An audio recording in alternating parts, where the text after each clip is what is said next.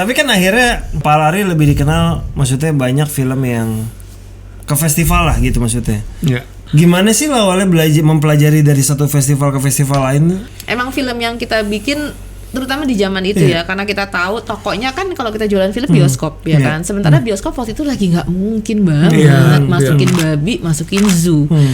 Dan toko yang terbuka untuk tipe film-film ini adalah festival. Kalau gue mau tayang di Berlinale, gue harus punya film yang apa? Kalau gue mau tayang di Toronto, gue harus punya film yang apa? Misal kalau tadi ngomongin Toronto gitu ya, atau Berlin gitu. Ini adalah festival-festival yang punya market. Karena ada festival-festival yang ada market. Contohnya Locarno. Begitu kayak kalau kita ngelihat JAV, begitu JAV punya market, skalanya langsung gede. Ya kan. Nah, festival-festival yang besar itu biasanya selalu ada. Nah, Sundance sama Toronto, gedean mana? Kalau in terms of market, Toronto jauh lebih besar gitu. Dan konsekuensi dari punya market yang gede, jurnalis yang datang banyak banget, kritikus pasti lebih banyak, variasi film lebih banyak, jumlah film yang tayang lebih banyak. Nah, jadi kalau kita balik lagi Sundance sama Toronto, Sundance itu buat gue akan directionnya akan lebih artistik. Ya betul. Dibanding sama Toronto karena dia punya market gitu. Satu hal dia akan keep line up dia yang artistik harus ada, tapi juga yang accessible to the market juga harus ada karena emang ini hubnya market gitu.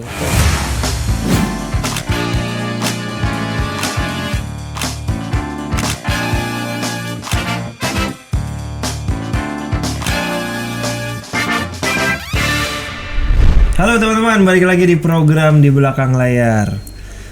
Kita episode-nya lagi perempuan-perempuan tangguh ya. Bertangguh benar. Hari ini kita kehadiran perwakilan lagi dari Palari Films. Sebelumnya kita sudah menghadirkan Al Zaidi. Hari ini kita kehadiran Meiske Taurisia atau biasa dipanggil Dede. Pak, terima kasih udah hadir. Hai, terima kasih Bapak. Jadi Kak Dede itu adalah salah satu foundernya Palari. Ada 3 orang kan, lagi Edwin. Kurang satu ya. Edwin yang cuma punya nama Edwin di KTP-nya. Sama dong kayak nama gue di KTP sulung kan. Tunggal ya. Jadi sebelum kemana-mana, nama Dede itu dari mana? Karena Dede adik kecil atau apa sebenarnya? Sebenarnya itu dari rumah sih gitu. Karena gue anak kedua. Dari 2? Enggak, dari 4. Bahkan dari 4 ya? Nah tuh. Iya. Jadi mungkin abis itu kebablasan jadi muncul. Dari kecil dipanggil Dede dan seterusnya Dede. Terkayak muda terus jadinya, kecil terus dia. Padahal udah gede masih tetap dipanggil Dede. Lu tuh bergabung Palari dari awal berarti atau gimana sih dulu?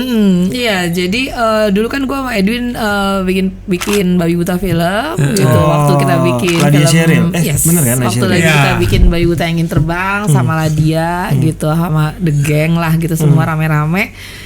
Abis itu sempet off kita. Babi Buta tuh berarti pakai benderanya apa dulu? Babi Buta film namanya.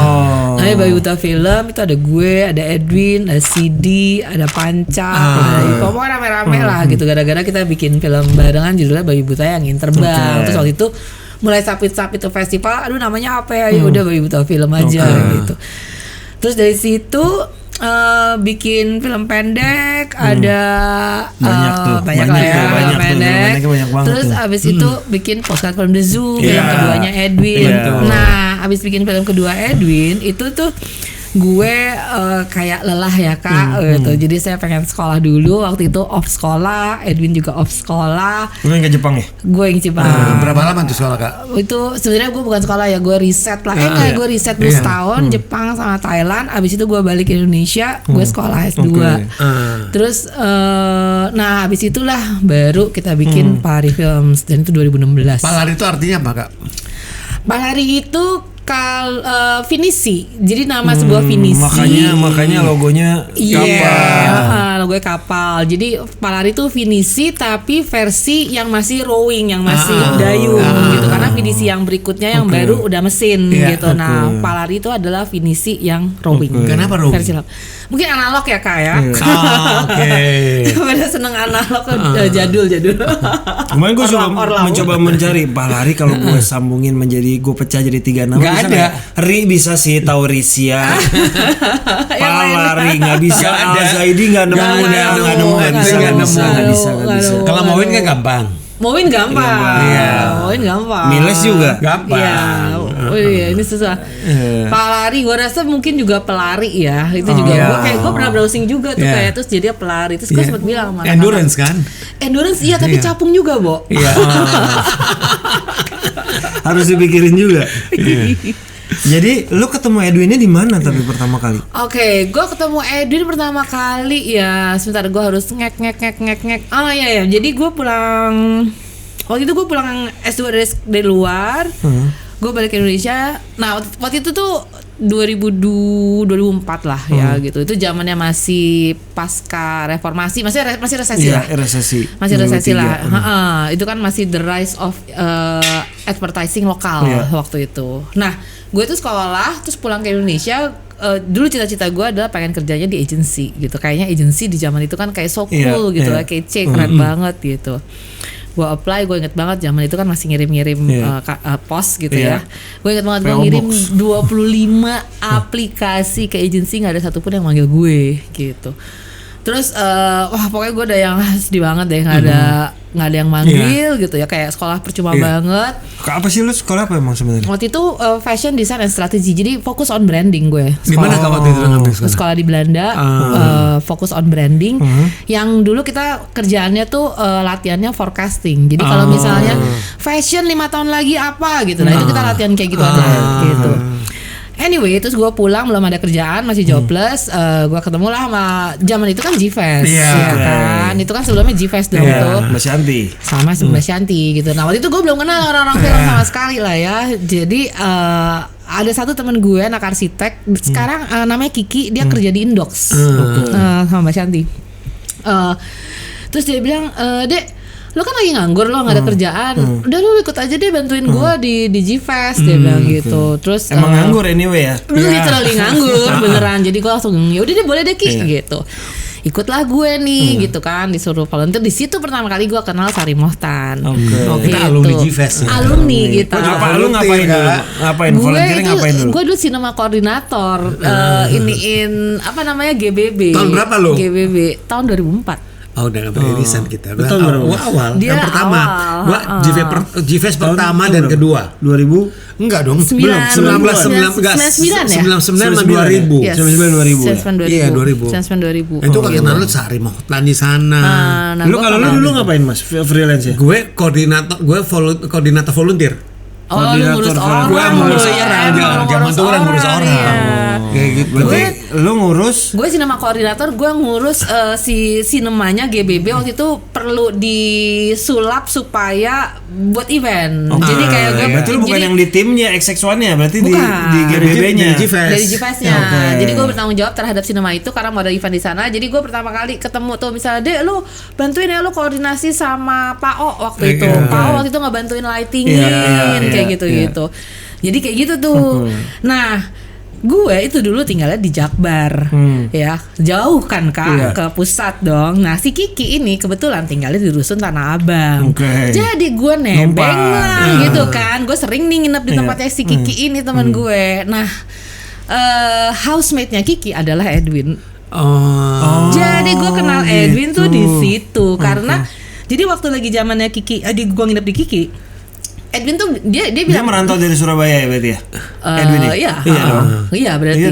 Terus waktu itu jadi pas kenapa gue bisa nginep tempatnya Kiki karena Dek lu nginep aja di sini karena housemate gue lagi syuting lama dia nggak balik-balik, lu aja di sini. Gitu.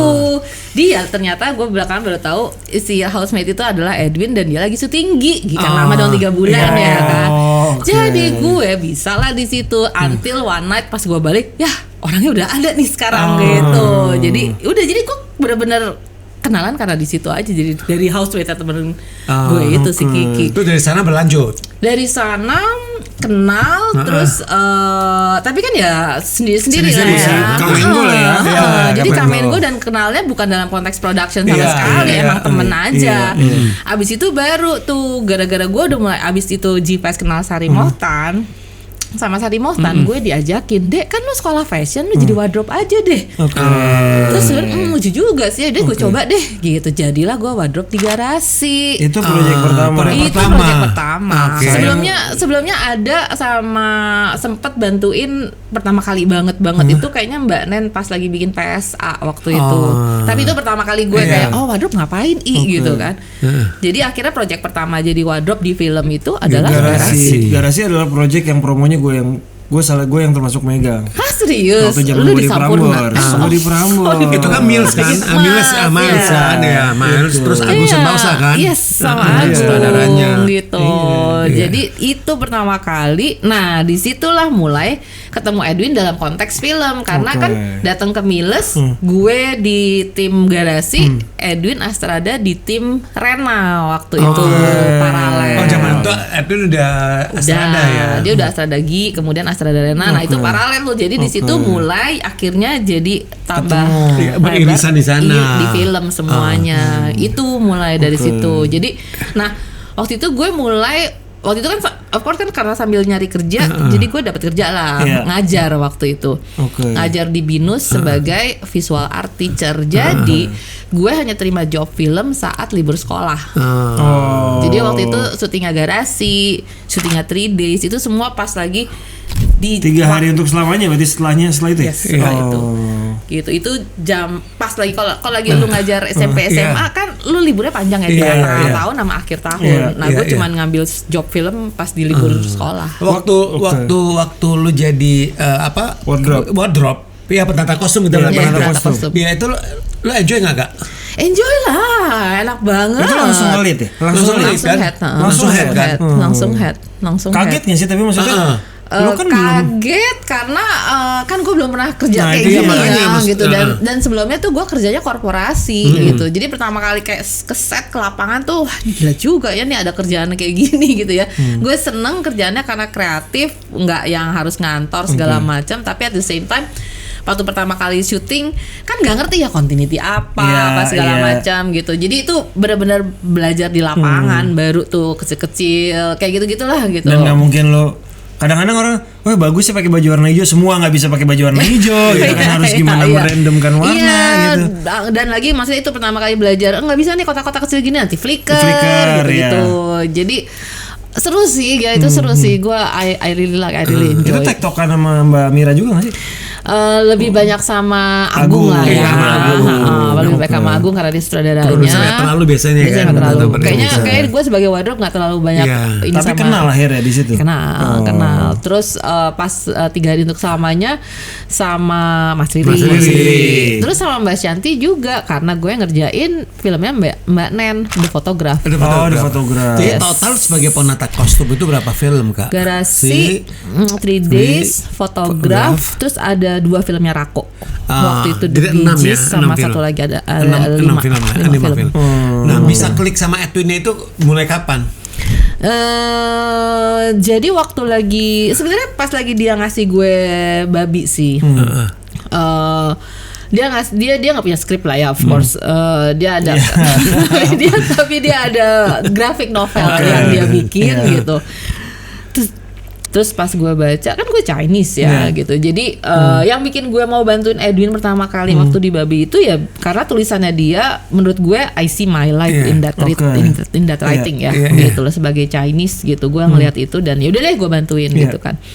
Dan gue inget banget sih waktu itu kayak waktu itu ada CD namanya DOP-nya ya, waktu Bayi Buta Ingin Terbang. Edwin tuh kayak, Dek saya kan direct, CD kan DP ya, kita nggak ada produser lah aja, yang produserin gimana. Jadi emang bener-bener ya udah di sini gue bantuin. Jadi emang bener-bener nggak. Tapi lu diminta awalnya jadi wardrobe apa? Penata kostum apa enggak? Maksudnya sempat minta masukan sama lu buat bantuin? Oh enggak. Jadi memang kayak udah diplot jadi produser. Jadi kalau menurut gue sih emang mereka karena desperate aja nggak ada yang bantuin ya. Jadi Edwin sama CD nggak desperate, nggak ada yang bantuin. Yaudah jadi aja kayak bisa nih, ya udah gue bantuin. Tapi itu otomatis kostum gue yang pegang. Otomatis gue itu udah otomatis lah, udah non discussion. Karena ini kan pasti kru kecil nggak ada duit, everybody is doing everything. Feature film itu berarti ya? Ya itu feature film. Budget banget, zaman itu susah nggak dapetin budgeting walaupun budgetnya nggak besar. Itu kayaknya kita hanya syuting film itu semua in kind, semua dibantuin. Kita cuma dapat cash sekalinya adalah waktu dapat tuh Bird Bells Fund. Kita apply funding, kita dapat kayak mungkin 100 jutaan kali ya.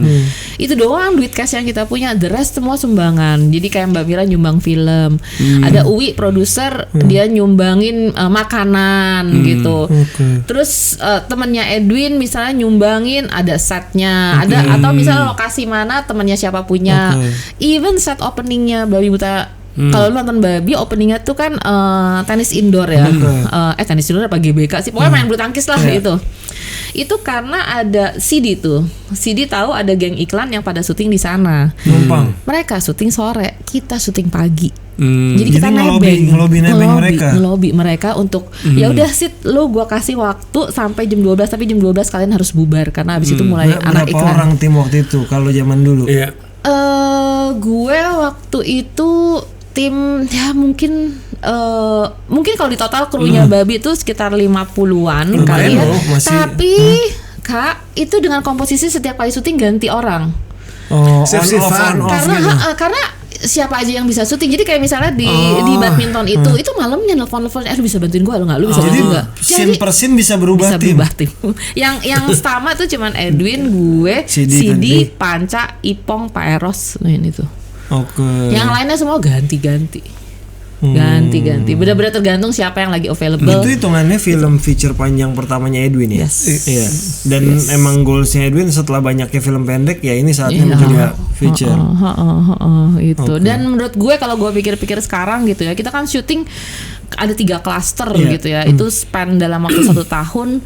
Nyicil apa gitu loh. Joko kan juga bantuin di film itu. Jadi kayak benar-benar Jok bantuin di scene itu, Dokter Gigi sama scene yang di kota gitu. Jadi itu emang sebenarnya menurut saya kalau gue look back gitu, I don't think gue bisa ngerjain itu lagi sih kayak gitu, karena crazy sih, a lot of energy, a lot of ya itu kalau nggak bantuin semua orang sih nggak. Tapi jadinya kayak gitu kekuatan networking jadi luar biasa. Maksud gue ketika lu kenal banyak orang yang bisa mensupport lu. Bayangkan kalau sebaliknya, lu pasti kan susah banget gitu. Jadi lu berharap punya dapat uang kan yang Itu masanya yang memang itu sih nggak ada uang terlibat sama sekali sih. Itu udah nggak ngarep duit. Not even thinking about yang misalnya ada berapa gitu. Enggak sih. Passion project ya kalau kayak gitu. Film itu tuh akhirnya tuh ditayangin di mana? Karena gue nontonnya dari Edwin. Edwin yang memberikan tonton saya. Dia nonton film itu enggak. Di zaman itu nggak bisa. Karena film kayak gitu nggak bisa. Sampai Postcard from the Zoo itu nggak bisa ya. Bioskop belum kayak sekarang. Bioskop tuh sekarang makanya menurut gue kita orang-orang yang bisa ngerasain change gitu loh. Di zamannya sampai 2012 tuh nggak bisa film-film kayak ini ke bioskop. Jadi yang ada festival aja sama pemutaran terbatas komunitas. Gimana lo sebagai produser dadakan memikirkan bahwa maksud gue produser kan lo juga memikirkan produksi tapi juga gue nggak tahu ya in term of bisnis apa kalau mikirin juga. Kalau menurut gue waktu lagi zaman bikin Babi sama Zoo sih nggak mikirin bisnis sama sekali ya. Karena kita mikirinnya yang penting produksi dulu. Karena waktu itu mungkin gue ngelihatnya orang nggak ada future di bioskop kok. Jadi udah pasti proyeksinya gue tuh komunitas gitu. Karena itu waktu lagi zaman Babi pas filmnya kelar kita tayang di Busan competition, kita competition di Rotterdam ya, manalah di zaman itu tuh kayak kita dapat 50 festival back to back gitu ya. Dan gue inget banget gue punya 2 thread email tuh waktu itu. Satu thread khusus 35 mili dari mana oper kemana. Satu thread khusus digital Digibeta. Ini mau dioper kemana? Berarti sempat 2 ya betul ya, pita dan digital ya. Yes. Dan di zaman itu benar-benar kita koordinasi sama festival tuh gitu ya. Jadi misalnya festival A, B, C, A dulu ke B ke C, abis itu A keluar dari thread itu gue masukin D, E, F karena abis itu karena harus gantian, nggak mungkin lo mengcopy ya. Jadi ini benar-benar oper-operan gokil loh zaman itu, oper-operan gila sih. Dan lo harus mengetahui itu di mana ya, segera kirim. Yes.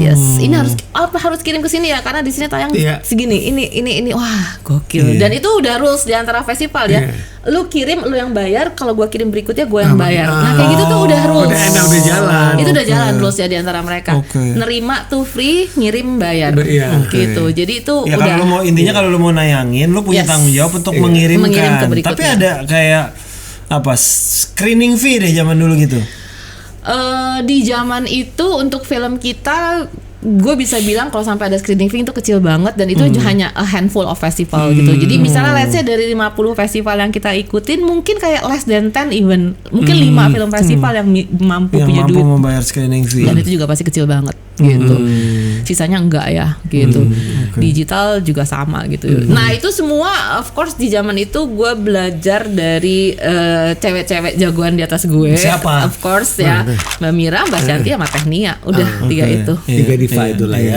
Tiga diva. Siapa yang belum kita undang? Masih ada 2 di situ. Mbak Shanti dan Technia. Oke. Senior itu ini loh. Maksudnya gue pas lagi ngeles sama mereka tuh kan ngeles ya jadinya. Gue kan kayak gue ngejar ini nanya ini gimana nih, ini gimana. Dan lagi soal legal terutama di zaman itu. Dan mereka kan sampai sekarang juga kan masih ada lah, masih eksis di industri kan. Berarti Babi itu tahun 2008.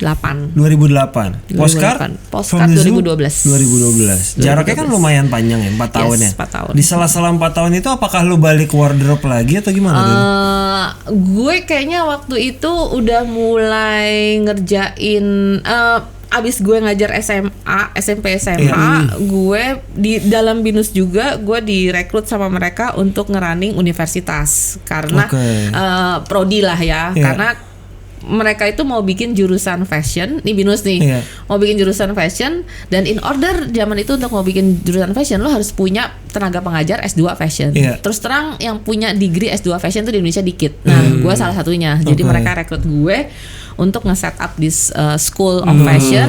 Jadi di zaman itu gue udah full di dosen tuh. Jadi sempat ngajar kampusnya juga. Yes, yang di Senayan ya? Yes, yang di Sensi ya sebelahnya. Iya, sebelahnya. Sebelahnya Sensi gitu. Jadi gue isi itu jadi sambil running ya sekali-sekali zaman itu musik video banyak di ini musik lu ngurus wardrobe atau produser? Awal-awal wardrobe abis itu produser. Itu bareng siapa? Gitu. Edwin aja atau ada yang lain? Kalau wardrobe gue di hire sama semua orang tapi kalau misalnya produserin musik video kayaknya ya kalau atau iklan ya pas gue barengan sama Edwin gitu. Apa musik? Dan gue ingat banget gue pernah syuting satu iklan karena gue ngutang di Babi. Jadi lagi syuting Babi gitu ya. Waktu itu gue nyawa alat dari Elang Perkasa Film. Kan cash gue pakai buat syuting dong, production. Ya equip kan halo equipment gimana nih gitu. Kan datanglah ke Pak Hatuk almarhum waktu itu. Pak, ini gimana ya? Saya nggak punya duit tapi saya mau syuting ini gitu bla bla bla segala macam sama Pak Hatuk gini. Gini Dede, saya mau bantuin kamu tapi kamu juga harus tahu nggak ada yang gratis di dunia ini. Dia bilang gitu. Terus ini kamu boleh pakai, ini saya kasih diskon segini, kamu cicil balikin ke saya gitu. Menurut gue itu pelajaran yang besar banget buat gue. Dan abis itu gue kelar Babi, gue nyari job sama Edwin, ada iklan, Win kita harus ngerjain karena kita harus balikin duitnya Pak Hatuk. Jadi gue nyicil 2 tahun sampai lunas. Nah, ketemu Edinya kapan? Ketemu Edi adalah zaman bikin musik video itu kan gue ketemu berbagai macam orang dong ya kan. Dan dia sempat bikin juga. Edi itu jadi gue tuh temenan sama Sim. Sim director ya, Sim F. Nah, Sim mau bikin video klip nih. Dek, bantuin gue bikin video klip, hayu gitu kan. Terus dia yang kenalin gue sama Edi. Karena Edi tuh temennya Sim dan waktu itu dia belum sama Mbak Mira ya? Belum di zaman itu dia kerjaannya macam-macam deh Edi itu ya, dari Telco lah, Astrada lah, pokoknya segala macam lah gitu. Dia belum keluar. Sebelum ke New York. Ini sebelum ke New York. Karena Edi sama gue sempat satu kantor di radio. Dia sempat di sana juga. Tapi itu sebelum ke New York atau sebelum? 2007. Sebelum. Dia pernah perang bos di Emera. Iya, kalian geng Emera di mana? Gue baru tahu loh. Emera Trax kan? Iya.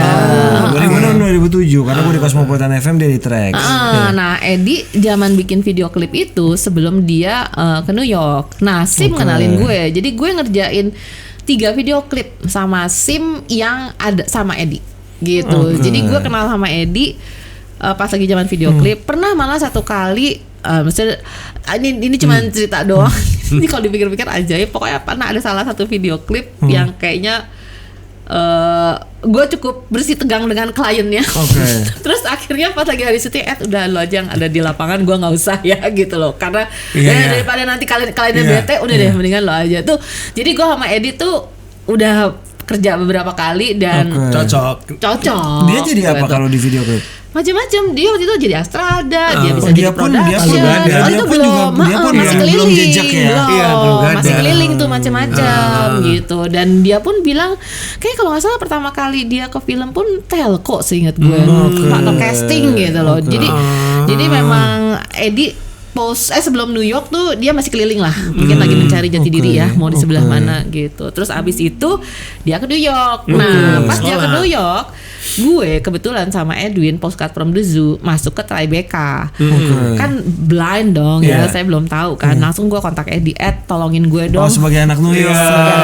Tolongin dong, gue sama Edwin mau ke sana, kita nggak tahu mesti tinggal di mana. Coba bantuin kita cari. Nah Edi lah itu yang urus cerita di sana. Jadi abis itu 12. Habis itu pas Edi pulang, pas Edi balik gitu. Jadi sebelum dia balik dia bilang, "Aduh Dek, nih gue kayak udah mau balik nih.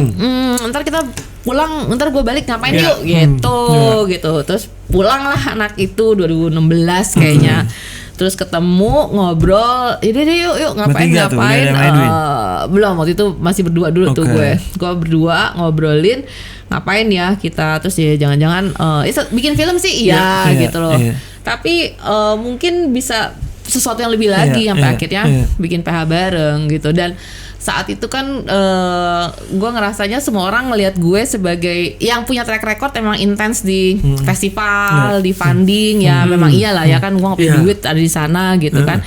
Tapi waktu gue riset dan sekolah lagi di tahun 2000 berapa sih, gue 14 atau 15 itu, justru itu masa yang menurut gue masa transisi yang gue ngerasa bahwa gue nggak bisa sih gini terus gitu. Gue nggak bisa bikin film kayak Zoo dan kayak babi terus-terusan karena nggak sustain orang di Indonesia nggak kayak gini ya kan. Jadi akhirnya itu adalah momen gue waktu gue sekolah, itu momen gue untuk meyakinkan diri gue bahwa nggak sih abis ini kalau gue mau bikin film gue harus melibatkan investor, karena kalau nggak umur gue nggak panjang. Ide bikin film bikin PH itu siapa? Yang bertiga Palari, maksudnya ide bikin Palari itu? Ya pokoknya ngumpul gitu ya kan, ketemu kayaknya bikin gitu sesuatu, ide bikin PH lah apa segala macam gitu ya pas lagi bertiga sih, pas lagi ketiga gitu. Dan tapi gue set udah di awal dari depan ya gitu loh, terutama gue karena orang-orang ekspektasinya ke gue tuh pasti yang kayak gitu gitu. Gue bilang enggak, justru gue kalau sampai bikin PH lagi, makanya posesif mulai dengan investment gitu loh. Karena menurut gue itu dulu gitu. Kalau ini kita udah bisa, ini yang di luar nih gue udah ngerti kok, ini tinggal gue include aja anytime bisa, gue bilang gitu. Jadi karena itu kenapa mulai posesif dan Aruna mulai dengan kita harus skema investor. Yes, kita harus mulai dulu dengan sampai ini. Sampai sekarang. Dan pas mulai Dendam itu sebenarnya pertama kali gue mulai nge-mix lagi antara financing investasi dari lokal dan grant dari luar. Gitu. Jadi udah bisa lah gue nih. Waktu posesif soalnya belum ya. Posesif itu nggak ada grant dari luar ya? Nggak. Posesif Aruna itu dua film itu gue bener-bener mau latihan. Mau nyoba investment. Terus latihan 100% harus. 2 film lah. 2016 jadi film. Kalau posesif itu lahir tahun 2000. Tayang 2017 ya di bioskop. Aruna 2019. 19. Jadi posesif film pertama, film kedua Aruna dan Lidahnya, film ketiga Ali dan Ratu Queen yang harusnya tayang di bioskop ya. Sarung es di bioskop tapi ya udahlah ya. Lalu berikutnya Seperti Dendam harus dibayar tuntas, lalu Dear David, terus Dear David, Tebusan Dosa, Kabut Berduri, Tebusan Dosa, dan Monster Public Rambut yang terbaru akan tayang 4 Juni 2020. Kalau gue lihat ya, film-film anu produksi yang Palari produksi itu cukup beragam loh. Drama ada, ya kan, thriller ada, action ada, thriller ada, ya. Jadi memang arahnya memang seperti itu ya, karena kan ada beberapa PH kan clear nih, kayaknya kalau horor bukan, gue nggak dapet nih, gue nggak ini kayak gitu. Nah kalau di kita tuh di Palari ya, feeling gue nih gitu.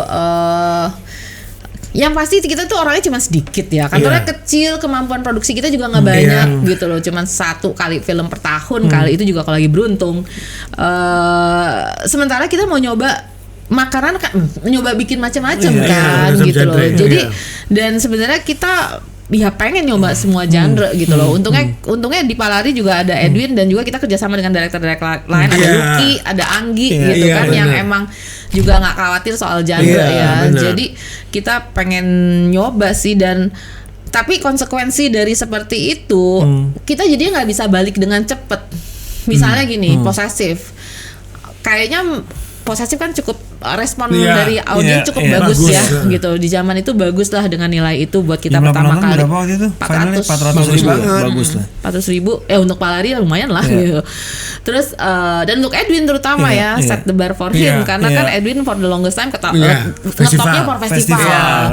Jadi waktu lagi pertama kali tuh semua orang gua rasa cukup kayak yakin lo bisa nih deh Edwin gitu. Ya udahlah coba dulu gitu kan. Terus ternyata dia bisa segitu, dan menurut gue itu, buat gue itu big achievement sih gitu ya. Terus balik lagi karena kapasitas produksi kita sedikit, jadi kayak kan normalnya tuh kalau orang bisnis, lu sukses di coming of age, lu bikin lagi dong habis itu. Tapi kan kita kagak punya. Gitu antara pengen nyoba yang lain, jadinya nggak bisa maintain the existing yang sebelumnya gitu loh. Akhirnya kayak balik lagi baru ke coming of age ini kan juga baru Dear David gitu. Jadi ya gitu deh gitu karena keterbatasan lah gitu ya. Tapi as a kitchen, I think I really enjoy producing so many different food. Walaupun secara Palari sebenarnya kalian tuh nggak harus otomatis yang ngedirect pasti otomatis Edwin kan? Enggak seperti itu ya. Walaupun Edwin juga nggak mungkin tiba-tiba mendirect di tempat lain ya. Sebenarnya dia founder. Sebenarnya boleh aja, tapi kayak so far orang-orang kayak nggak ada. Kita sudah founder. Gitu. Tapi kan akhirnya Palari lebih dikenal, maksudnya banyak film yang ke festival lah gitu maksudnya. Gue nggak tahu, lu kan memang dia mungkin Edwin juga bisa dibilang salah satu raja festival film lah yang paling banyak lah. Iya itu benar. Gimana sih lo awalnya mempelajari dari satu festival ke festival lain? Mungkin kalau menurut gue dari awal saat nanti lo bisa nanya sama Edwin sih ya bagian Edwin. Tapi kalau dari gue ngelihatnya kayak apa ya? Emang film yang kita bikin terutama di zaman itu ya, karena kita tahu tokonya kan kalau kita jualan film bioskop ya kan, sementara bioskop waktu itu lagi nggak mungkin banget masukin babi, masukin zoo, nggak mungkin gitu loh. Jadi memang mau nggak mau ya film-film kayak gini di zaman itu harus mencari toko lain gitu, dan toko yang terbuka untuk tipe film-film ini adalah festival gitu. Jadi menurut gue satu hal memang kalau di luar kan ya festival dan bioskop beriringan tetanggaan aja, sama kayak sebelah jualan kroket, sebelah jualan carrot cake gitu. Nah karena di sini keterbatasan festival juga nggak ada, jadi ya kita venturing keluar gitu, dan kita karena kita seperti itu di zaman itu akhirnya mau nggak mau ya kita kenal lah dengan festival-festival itu segala macam, toko-toko itu ya gitu, kayak apa namanya galeri-galeri itu ya kita jadi kenal banyak dan kita jadi tahu gitu. Apakah tiap festival beda nih? Misalnya Master Pabrik Rambut kemarin Berlinale. Berlinale. Apakah kalau gue mau tayang di Berlinale, gue harus punya film yang apa? Kalau gue mau tayang di Toronto, gue harus punya film yang apa? Nah, kalau menurut gue di festival itu juga kita bisa lihat mereka tuh forte-nya apa gitu.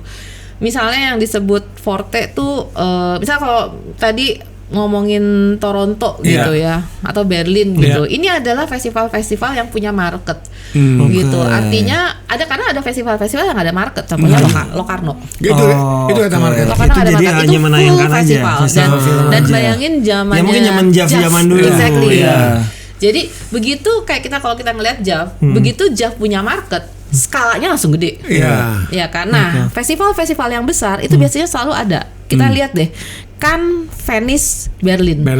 Semuanya ada marketnya. Dari 3 ini aja yang paling kecil sebenarnya Venice. Gitu. Yang paling gede Cannes, nomor 2 Berlin, yang ketiga baru Venice gitu.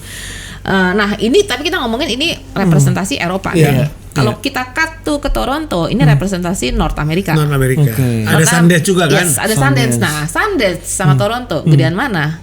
Kalau in terms of market, Toronto jauh lebih besar gitu, karena size marketnya dia gede banget. Dan konsekuensi dari punya market yang gede, jurnalis yang datang banyak banget, kritikus pasti lebih banyak, variasi film lebih banyak, jumlah film yang tayang lebih banyak.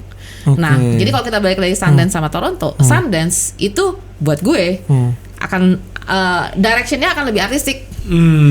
Ya betul. Dibanding sama Toronto karena dia punya market gitu. Satu hal dia akan keep line up dia yang artistik harus ada, tapi juga yang accessible to the market juga harus ada karena emang ini hubnya market gitu. Berarti ketika lo pengen masuk ke sana, ini kita ngomong misalnya ada filmmaker yang lagi nonton gitu ya.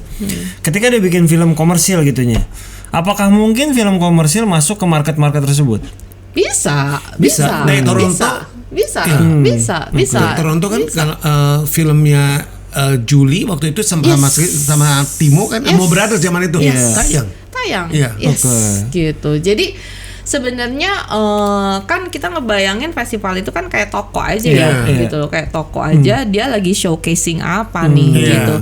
Dan kita juga karena film itu culture kan so much different Apa yang menurut kita mungkin terlalu kecil atau malah nggak menarik di sini bisa jadi menarik di tempat lain. Karena juga sebaliknya karena buat mereka this is something yang nggak pernah ada nih di display gue gitu. Berarti sebagai produser ya, masa memang punya aiming ini buat mungkin teman-teman juga pengen tahu nih Kak, yang ada aiming untuk bagaimana filmnya itu bisa tayang di festival-festival yang prestigious di luar negeri itu. Berarti mereka harus tahu DNA dari festival itu seperti apa kan, kayak gitu. Dan juga festivalnya. Contoh misalkan kita ngomong paling keras lah ya biar jadi aktual. Monster Pabrik Rambut kan di Berlinale. Nah, itu memang dari awal, maksudnya dari Parali udah memang udah clear bahwa film itu nanti akan dibawa ke sana gitu. Nah, ini juga another game yang kita perlu ketahui juga di film festival itu sebenarnya mungkin kita ngebayanginnya di sini kayak bright spot deh. Misalnya kalau kita ngomongin fashion gitu ya, kalau kita ngomongin fashion, yang daftar ke bright spot tuh mungkin ribuan. Tapi yang masuk ke bright spot sendiri akhirnya cuma berapa sih? Ya kan. Nah, bayangin di luar festival film bright spot tuh banyak. Jadi sebenarnya semuanya ini kan by submission dan semua punya kurator. Kurator tuh disebutnya programmer di film festival. Jadi itu benar-benar tergantung seleksinya mereka gitu. Jadi kayak Monster Pabrik Rambut gitu. Kita udah kelar tahun 2026 kan ya. Kita udah kelar ready tahun 2025 gitu loh. Ada kok festival film yang kita apply di 2025 dan ternyata kita nggak masuk ke mereka gitu. Jadi akhirnya kita end up-nya di Berlinale gitu loh. Nah, tapi memang masuk ke toko-toko ini challenge-nya juga memang kita harus bikin portfolio sama mereka gitu. Nah, menurut gue advantage keuntungan seorang Edwin itu dan keuntungan gue produserin Edwin saat ini adalah karena kita pernah binder dandet dari zaman nggak punya film ya. Dari main film pendek.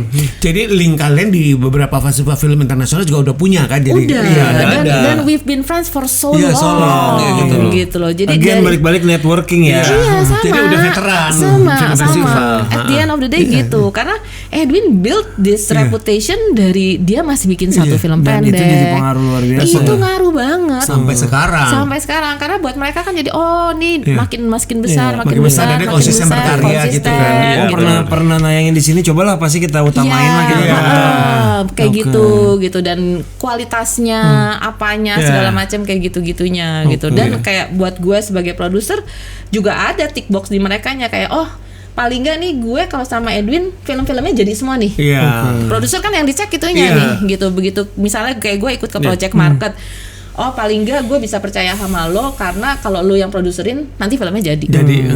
Kalau uangnya gue kasih ke lo bisa jadi ini film ini. Those things yang matters jadi juga. Jadi game-nya kayak gitu ya.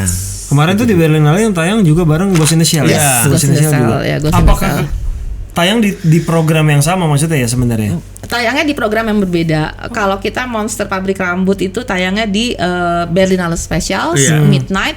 Kemudian kalau Joko itu di Forum.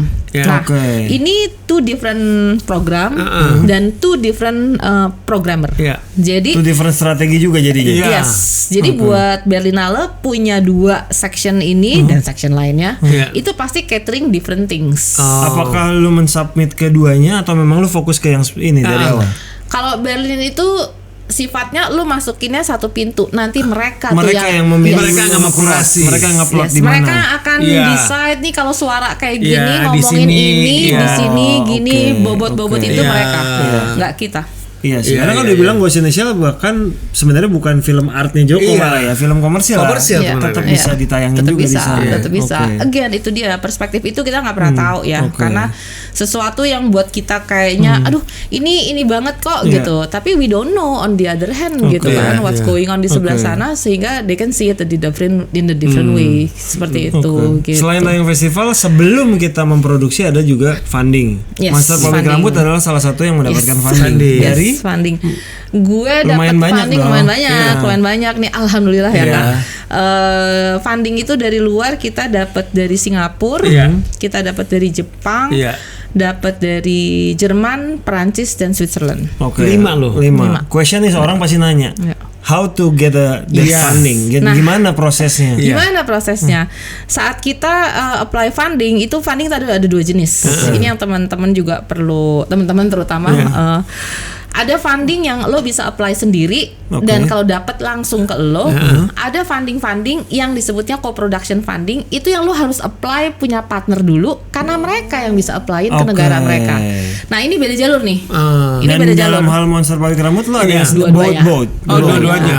Karena kalau yang gue bisa apply sendiri, ya apply aja sendiri Cin, ya nggak sih langsung. Tapi kalau yang lewat co-production yang lo harus punya partner, tandanya apa? Lo harus networking Kak, harus kenalan lagi dulu sama dia. Sama tetangga-tetangga ini Kak. Kalau lu kenalan sama tetangga-tetangga ini, lu deket sama mereka, lu bisa nih makan bakmi sama mereka nih ya gitu. Nah, lu partneran deh sama mereka untuk apply funding mereka. Dan jadi funding itu bisa dilakukan di saat skenario aja bahkan ya. Skenario. Udah bisa. Skenario dan dalam hal MPR itu skenario. Bahkan itu belum proses syuting belum terjadi ya. Belum, semuanya skenario. Semua skenario dan finance plan. Udah 2 yang itu doang. Yang lu siapkan adalah skenario in English yang lu translate dan juga finance plan. Nah, kenapa finance plan penting? Nah, ini kita balik ke lokal. Saat kita mau apply ke jalur interlokal ini, jalur lokal kita harus udah di paving dulu jadi. Artinya apa? Gue udah present ke IP gue yang di MPR. Yang di Indonesia. Ya, jadi yang di Indonesia gue udah present, udah confirm, commit, secure segini gitu. Misalnya biasanya tuh paling enak apply keluar tuh kalau lu minimal udah ada secure 50% lah gitu. Jadi 50% udah beres. 50% dari all budget. Dari total budget. Dari total budget 50% udah beres. Jadi karena gini, saat lu mau jualan sama teman-teman lo yang di tetangga-tetangga ini, kan mereka juga harus lihat kan, lu dipercaya nggak sama lokal? Iya dong. Jadi itu gue akan bilang sama dia, gue udah 50% nih, skrip gue udah ada nih sama Edwin nih, lo mau nggak partneran? Kita mau nggak partneran? Gue mau apply funding itu tuh, gitu. Jadi ini memang benar-benar semuanya ya harus orkestrasi lah ya. Ketika lo, kalau yang misalnya yang sendiri kan sebenarnya sesimpel lo submit dan menunggu. Udah. Kalau yang sana adalah lo kasih ke dia, lo kenalan, lo kasih ke dia dan dia yang submit. Dan biasanya kemungkinan lebih besar mana yang dapat? Di antara lu sendiri atau yang berpartner? Mungkin yang lebih krusial pertanyaannya lah, dananya lebih besar yang mana? Of course yang sama tetangga-tetangga. Karena kalau yang lu langsung pasti nggak akan besar. Berapa sih kalau nggak akan besar? Orang tuh mikir $1,000 kah? Enggak sih. 5.000, 10.000. Perbandingannya aja lah misalnya. Ini tuh skalanya ini tuh 30.000 euro lah. Kalau yang sendiri. Kalau yang sendiri 400-an juta. Kalau yang 400 lagi. Kalau yang ini 3M. Bisa. Perbedaannya segitu ya. Signifikan jauh ya. Jadi lo harus berteman makanya sama mereka. Gitu. Ketika both of this lo approve dapat, apa implikasi dia? Lo harus mencantumkan apa? Hanya sesimpel mencantumkan logo mereka, tentunya credit title, semua obligasi-obligasi itu. Nah, karena ini semua funding, sebenarnya bedanya sama di lokal itu kan kita nggak punya funding, ya kan, kita adanya investasi. Nah, jadi investor itu kan harus recoup dong, gitu kan. Investor harus recoup. Nah, yang di luar-luar ini yang funding ini non recoupable. Oke, berarti nggak non recoverable means nggak boleh menjadi bagian dari pemasukan karena itu harus jadi gue bisa masukin maksudnya non recoverable untuk mereka karena nggak perlu mengembalikan maksudnya. Tapi again nih ini yang paling penting ya. Kadang-kadang orang bilang lu sih enak deh pakai grand aja. Jin, menurut lo benar kata Pak Hatuk, tidak ada yang gratis di dalam dunia ini. Jadi grand ini pun sebenarnya punya ekspektasi. Apa ekspektasinya? Dek, nanti lu masuk ke festival mana? Of course mereka expect juga big festival. And that's the reason why kayak tadi gue bilang dalam perjalanannya Monster Pabrik Rambut itu 2025 juga udah siap lah kita ke festival. Tapi posisi kita sebagai filmmaker, kita harus fight juga for this package for this group of friends yang sudah mau mewakili kita apply for this big grants. Kan mereka mau festival yang besar. Gue dan Showbox nih ya, sales agent kita Showbox, kita harus fight dapat the best festival. And that's why waktu kita akhirnya Berlinale, we lock, Berlinale perfect. Ya. Gitu. Apa yang terjadi kalau amit-amit ketika lu udah dapat dari grant dari semua, lu tidak jadi produksi? Ada pertanggungjawaban kah? Nah terus terang saya belum pernah Kak. Pernah dengar kayak gitu nggak? Saya sih gue pasti ada, gue yakin pasti ada. Karena nih misalnya nih ya, gue bisa nih sama orang funding di luar ditanyain gini, Meiske, kita kemarin ngasih funding buat film Indonesia ini, itu filmnya dibikin nggak? Mereka bisa cek sama gue. Kayak gitu. Ya karena kan ketika maksud gue gini loh, ketika dia tidak mendapatkan another 50% di Indonesia misalnya, dan akhirnya gue nggak sanggup untuk produksi, gue nyerah. Apakah harus mengembalikan kah? Gak ada obligasi. Sejauh ini pertama gue belum pernah sampai nggak jadi. Tapi menurut gue kalau sampai itu kejadian di gue pasti akan memilih untuk tetap memproduksi film itu walaupun dengan skala yang akan lebih harus gue kecilin. Lebih ke pertanggungjawaban mungkin bisa di blacklist kan gitu ya. Dan itu kan sama juga kayak misalnya nih Imaginary invest di MPR gitu. Maksudnya kalau sampai ada sesuatu tuh gue pasti harus lapor dan maksudnya gue nggak ada produk, it's even worse menurut gue gitu loh. Jadi karena itu gue setuju. Karena itu memang kenapa maksudnya sebagai produser tick boxnya kita tuh adalah nih film-film yang lu submit ke project market, nih project-project yang lu submit ke funding jadi apa enggak. Itu tick boxnya kita di produser tuh. Dan gitu. Kalau tadi kan misalnya lu dapat yang sendiri dari Singapura misalnya, udahlah kalau tinggal mencantumkan logo dan beres. Apakah lo harus? Ada. Nah, lo harus meng-hire kru dari sana. Harus ada. Jadi gini, jadi sebenarnya peraturannya beda-beda. Misalnya, kalau misalnya yang Jerman nih ya, yang Jerman itu benar-benar free semua buat kita. Udah selesai, udah lo mau pakai kru atau enggak, udah selesai. Mereka tuh jadi yang World Cinema Fund tuh ya, World Cinema Fund itu gue yang apply, tapi begitu dapet gue harus cari partner karena dia pencairannya harus lewat PH Jerman. Jadi gue harus cari partner Jerman, dia cairin, habis itu ngasih ke gue. Sesimpel itu. Udah selesai. Itu udah. Apakah dia bagi hasil something like that ada lah pasti. Itu lah ke PH Jerman. Itu kalau itu udah written banget di rulesnya mereka. 7.5% harus belong to German producer. Jadi semua PH Jerman dengan senang hati akan melakukan itu. Karena formatting dapat 7,5%. Dia udah nggak ngapa-ngapain terima. Dan bisa lebih dari satu dong. Bisa. Jadi karena mereka ada insentif kayak gitu tuh dari negara. Namun ada yang lebih kompleks, misalnya Singapura deh. Singapura tuh kita kayaknya final itu kan Singapura itu 300.000 Singapura dolar besarnya ya. Dan itu barternya besar, Kak. Dan itu requirement-nya adalah kita harus punya minimal 10 kru dari Singapura. Dan 10 itu kebelah ATL sama BTL. ATL tuh misalnya harus ada di line up gengnya produser, penulis, director gitu kan. Jadi kita punya karena itu kita punya executive producer, kita punya associate producer gitu. Kemudian di lini BTL kita kebetulan waktu itu untuk Monster semuanya di post. Gengnya sound mixing itu di Singapura. Kemudian editor offline kita Singapura. Gitu. Jadi itu ada tuh. Itu satu tuh Singapura. Jepang beda lagi. Di Jepang itu kita dapat sekitar 3M-an. Kemudian dia mintanya adalah 5 poin harus tercover. Poin yang besar itu adalah director dan scriptwriter. Karena itu masing-masing 2 poin. Karena itu kenapa ada nama Daishi Matsunaga di scriptwriter, karena gue harus punya script consultant, gue harus punya script writer dari Jepang, karena itu udah 2 poin. kita memang kerja sama Akiko DP-nya 1 poin. Kita dengan dia ada 1 lighting director yang dia bawa 1 poin lagi. Ada ini lighting director nggak dihitung. Jadi cinematographer, music scorer, sama VFX supervisor 3 ini. Jadi kita fulfill 5 poin kita di Jepang adalah penulis skenario 2, sinematografer DOP 1, penata musik 1, sama VFX. Nih ya, Jepang tuh emang tega banget. Produser nggak dihitung, lighting director nggak dihitung. Jadi menurut dia ini harus semua yang kreatif. Jadi tiap negara tuh punya beda-beda. Prancis beda lagi. Prancis itu ngasih uang X amount, gue lupa, nggak besar lah, nggak terlalu besar karena Prancis itu terakhir.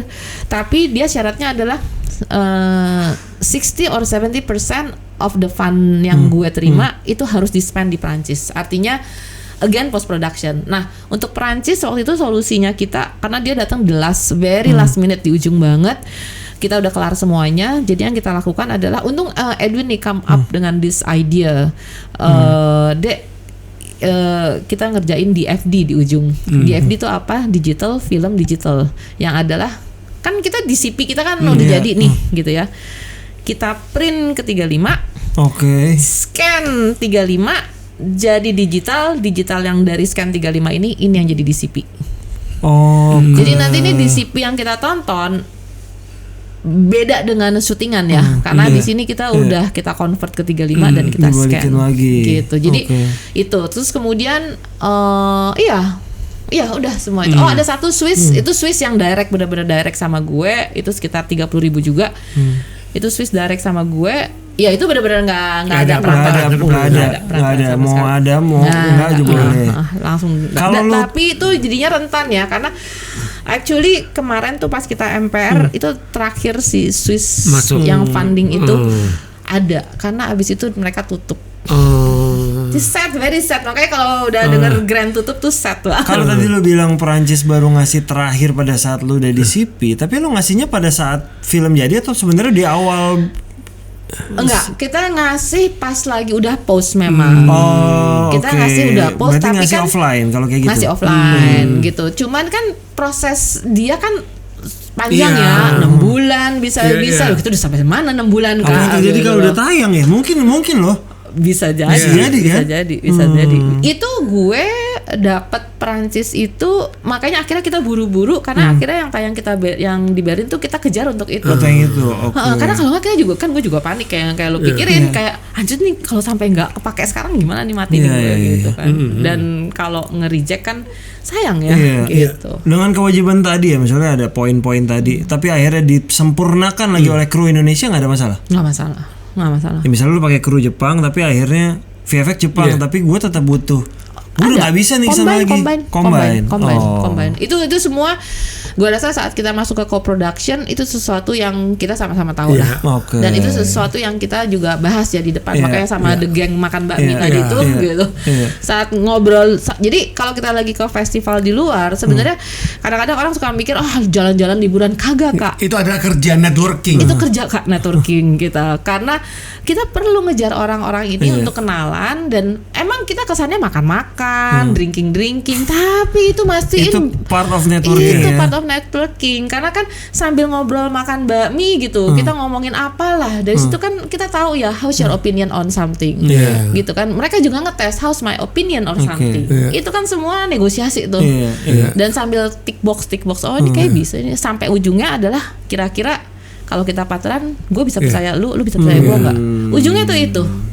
Jadi networking is not as simple as networking gitu. Ini semua adalah sebenarnya negosiasi untuk testing, building the trust. Kak, lu dalam setahun itu, lu berapa kali ke festival film? Tahun ini enggak. Tahun ini enggak sama sekali. Enggak kok, nggak tentu kok Sulung. Gue tuh jadi lebih reguler karena misalnya gini, Rotterdam tuh sering hire gue jadi mentor di Rotterdam Film Lab. Atau misalnya Berlin suka hire gue jadi misalnya selection untuk funding gitu. Jadi itu adalah reason kenapa kadang-kadang gue ya mau nggak mau keluar. Dan kalau emang gue lagi ada dana dan mereka bayarin, atau misalnya lagi FBK lagi ada dari Dikbud dibayarin, gue kalau bisa waktunya cocok gue ambil. Karena apa ya? Karena I know there are homeworks yang kita harus kerjain juga saat kita keluar gitu loh. Ya karena ketika lu kesana lu dibayarin juga, lu juga harus mikirin project lu di Indonesia juga perlu jalan nih. Makanya sebenarnya paling enak ketika kesana lu lagi punya project ya. Jadi sekalian ya. Itu the best. Karena sambil jualan project kita, sambil gue jualan yang berikutnya juga nih. Gitu. Jadi kayak seperti itu tuh gamenya. Kalau co-production atau dapat funding dari luar negeri. Kalau co-production sama luar itu kita perlu nyiapin waktu, nggak bisa cepet gitu. Nggak bisa cepet tuh artinya gue terus terang untuk co-production tercepat itu adalah Monster Pabrik Rambut. Karena kita pertama kali apply funding tuh 2024 Desember di Jepang. Filmnya baru tayang di Berlin Februari 2026. Ini udah paling cepet nih. Tadi kan lo nanya kan dari Babi 2008 kenapa Zoo baru 2012. Nah itu co-production tuh. Jadi Monster Pabrik Rambut nih menurut gue udah proses co-production gue paling cepat. Karena 2024 Desember gue pertama kali apply Jepang funding. 2025 tuh gue kerjain tuh semua PR Singapura, Jerman, Swiss gitu ya. Itu 2025 plus kita syuting gitu. Terus 2026 udah tayang. Apa 2023 ending ya kayaknya. 2023 ending lagi jangan-jangan. Aduh gue udah selama itu loh pokoknya waktu ya memang selama itu. Karena apa? Lo pengen buru-buru di sananya belum bisa. Nggak bisa karena ada deadline-nya tanggal segini, pengumumannya tanggal segini. Kak nggak bisa ngapa-ngapain. Gitu. Jadi memang untuk co-production kita perlu benar-benar ngeluangin waktu. Gitu. Palingnya garis besar funding tadi kan ada bisa dari skenario sebelum di syuting, ada juga yang part 2 adalah ketika lu sudah syuting, lu bisa lu kirimkan dan funding juga. Mungkin nggak lu memfokuskan funding ketika gue jadiin dulu, ada nggak yang begitu? Nggak mungkin. Jadi partnya 2 ya, jadi masih offline atau ya masih skenario, atau bahkan belum jadi skenario ada dong. Sinopsis sih bisa kan? Di apa namanya kan ada treatment biasanya. Iya itu dia. Terus walaupun belum ada skenario tapi udah punya plan. Tapi pokoknya kalau kita lagi belum syuting, semua grandnya ini adalah development dan syuting. Begitu kita udah syuting, grandnya yang ada adalah work in progress, post production. Begitu kita kelar syuting, begitu kita udah kelar semuanya, itu udah kalau udah tayang gitu maksudnya udah nggak bisa. Karena buat mereka kayak buat apa? Buat apa lagi? Buat apa lagi? Karena ini kan semua disediain untuk Dan tambahannya lagi kalau di Indonesia bisa dapat match fund ya. Match fund, Tapi match fund ini baru bisa terjadi ketika lo dapat fund dari luar. Karena match fund itu kayaknya dibikin dengan spirit bahwa pengen menghasilkan banyak film Indonesia hadir di luar gitu. Karena itu syaratnya adalah dapat funding dari luar. Karena dapat funding dari luar tuh ibaratnya walaupun ini nggak 100% benar, tapi paling nggak itu udah tiket 50% lu masuk di festival di luar. Iya kan? Karena kan artinya ada satu gerombol orang yang akan nge-push untuk festival di luar. Nah, Match Fund kayaknya lahir karena itu gitu. Jadi memang orientasinya adalah untuk kayaknya men-sustain presence film Indonesia di internasional gitu.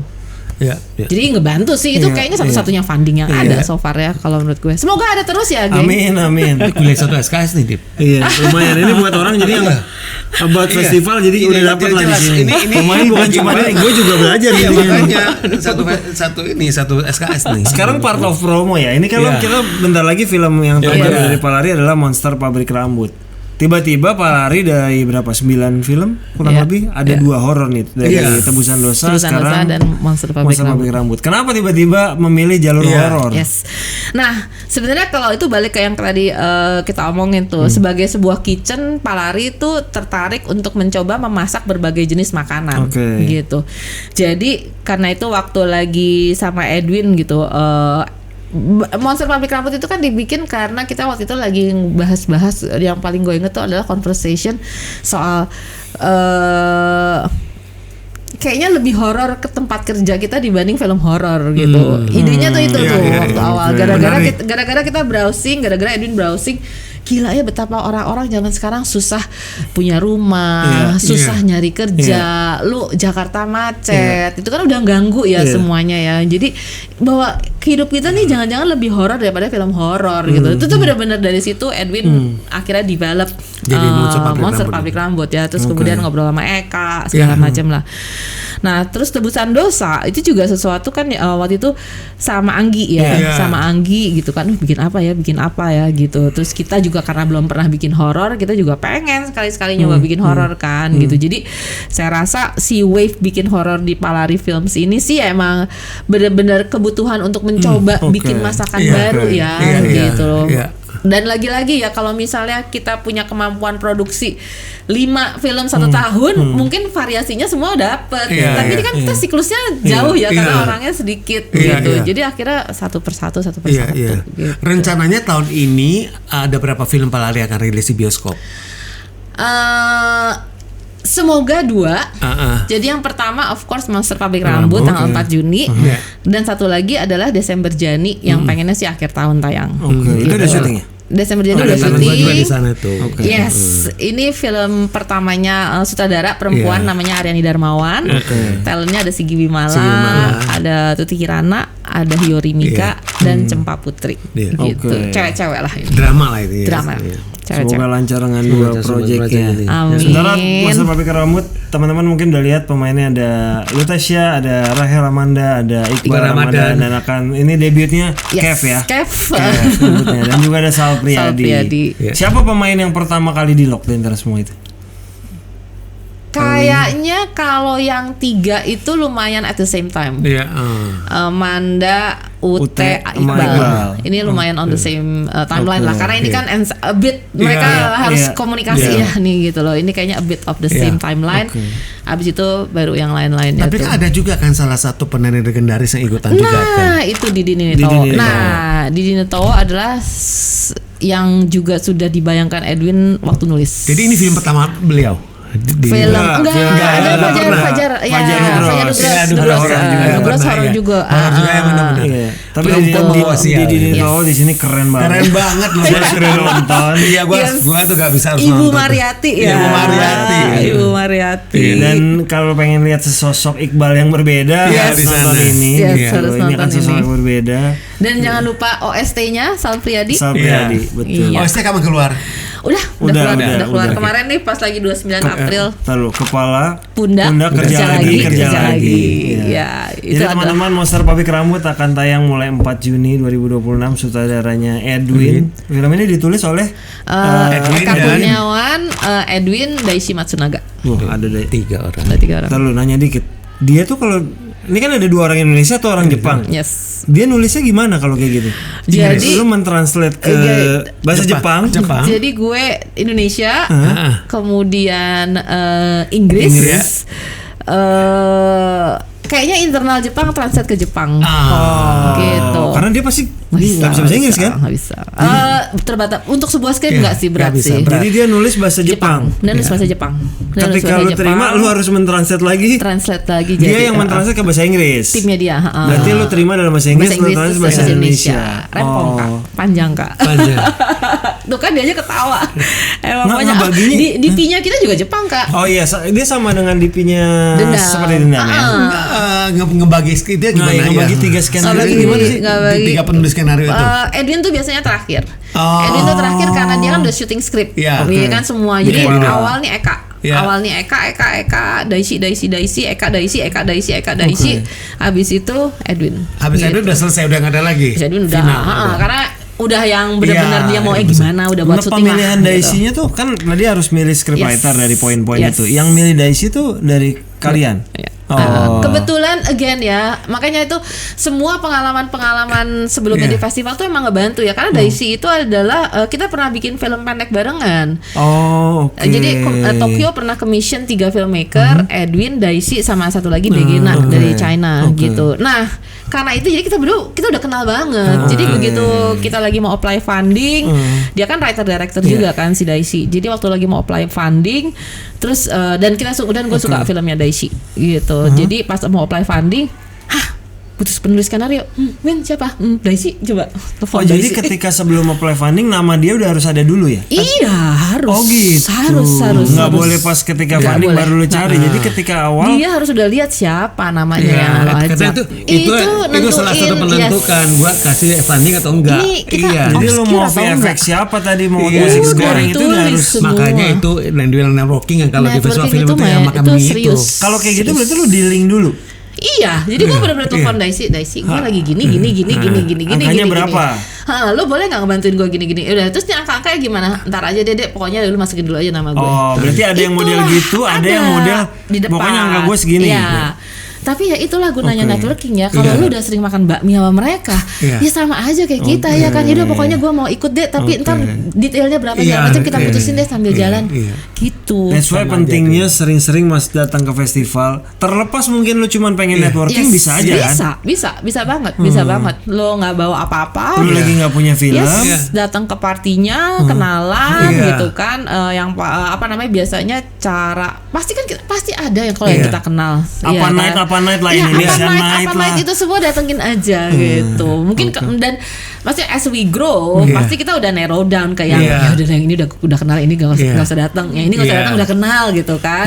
Udah bisa gitu. Tapi waktu kita masih muda, buat teman-teman yang masih muda, datengin aja tuh semua party. Sama kayak kalau lo lagi ke JAV sekarang party makin banyak kan, udah datengin semuanya itu. Lo kenalan sama semua orang gitu kan, sambil minum mimi apa segala macam, serah deh. Yang penting habis itu kenalan, besoknya lo makan gudeg bareng gitu kan. Kadang-kadang pertemuan gitu ngomongin kerjaan tuh cuma 10-20%. Iya kan?